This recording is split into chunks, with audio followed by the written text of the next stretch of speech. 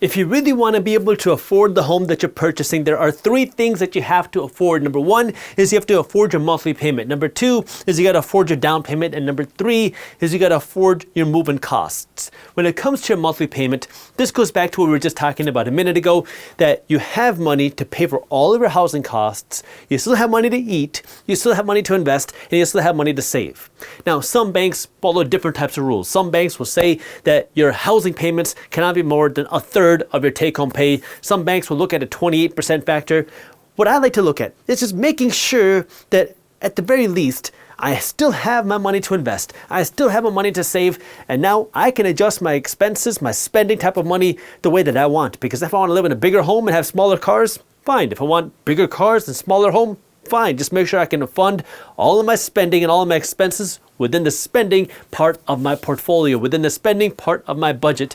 Which brings me to number two, the down payment. Now, I understand it's very popular, especially nowadays when home prices are a whole lot higher, to look for alternatives to paying high down payments. But the reality is, when you look for lower down payments, whether it's 10%, 5%, 3%, or 0%, you have a couple risks that happen. Number one, obviously, when you have less of a down payment, you have less skin in the game. Number two is when you have less down payment, you also have other fees, which could include things like PMI, which could include things like higher mortgage rates.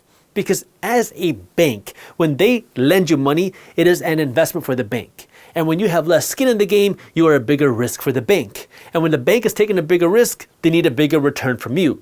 And so when they want a bigger return from you, they charge you other fees like PMI, or they charge you higher interest rates. Versus if you can come to the table with a bigger down payment, which is why I like to see a minimum of a 20% down payment, if not 25%, but ideally a minimum 20% down payment. Now you can avoid the fees like PMI, you can avoid the higher interest rates, and now get the best rates for you. And I get it, that's a lot more expensive. It takes a lot more work. But when you buy a home, your goal is to build equity in the home as it is. And if you're building equity through the bank's money, well, now you got to pay that money back plus interest. When you pay the down payment, you're building the same equity, you're just buying it without the interest. And number three are the move-in costs. Now, what I mean by move-in costs here is number one, if you're going to get movers to move your furniture from one home to the other, that's expensive. Make sure you factor that in. Make sure you factor in your closing costs. And number three, if you buy a home, what ends up happening to a lot of people is you walk through and you say, oh my God, this living room is so amazing. I can't wait to buy a brand new sofa. I can't wait to upgrade the kitchen. I can't wait to finish the basement. All these things cost a lot of money. And if you haven't budgeted for them, what a lot of people do is they put this money on their credit card, they get a home equity line of credit, they get some other form of revolving financing, and now you go into debt to pay for this moving cost. I don't want you to do that. Plan for it.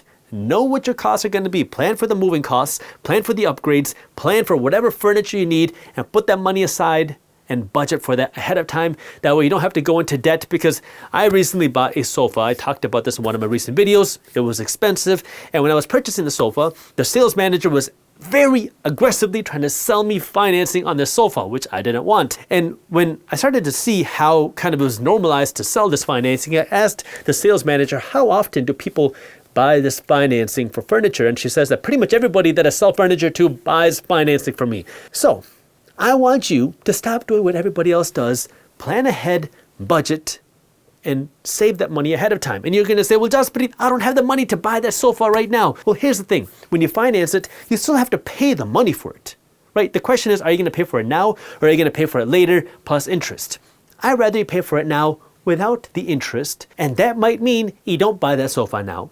That might mean you buy a used sofa now. That might mean you don't buy as nice of a sofa now. But at least you can afford it. Because when you finance something, you still have to pay for it. In fact, you have to pay more for it because you got to pay for it plus interest. But when you pay for it with cash, well, now you get to keep more money in your pocket. That way you have more money to build wealth instead of building the wealth of your banker and the salespeople. If you enjoyed this clip and you want to continue your financial education journey, I have another video that I think you'll love. All you got to do is click that button right over there. And for those of you who want to stay up to date on the top finance and business news, you can join Market Briefs, my free financial newsletter, by clicking that button below. Thank you for watching, and I'll see you in the next one.